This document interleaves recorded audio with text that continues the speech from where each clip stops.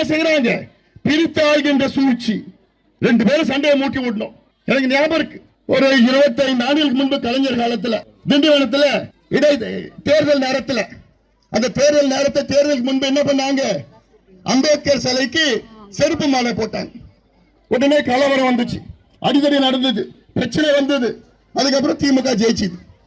அதுக்கப்புறம் தான் கண்டுபிடிச்சது அதற்கு யாரு காரணம்னா இப்ப அமைச்சர் பொன்முடி அவங்க ஆளுங்க காரணம். இப்போ இது போன்ற சூழ்ச்சிகளால் தான் இந்த கட்சிகள் தமிழ்நாட்டில் வளர்ந்து ஆட்சி செய்து கொண்டிருக்கின்றார்கள். ஆனா நம்ம இன்னும் அடிமையா, இன்னும் படிப்பறிவு இல்லாம இன்னும் இந்த கள்ளசாரத்தை குடிச்சு, கள்ளக்குறிச்சியில யார் குடிச்சா? 95 விழுக்காடு தாழ்த்தப்பட்ட சமுதாய மக்கள், பட்டியலின சமுதாய மக்கள். 95% மக்கள் குடிச்சது யாரு? இறந்தது யாரு? தாழ்த்தப்பட்ட சமுதாய மக்கள். அப்ப அவங்களுக்கு மனசாட்சி ஏதாவது இருக்கா? இல்ல.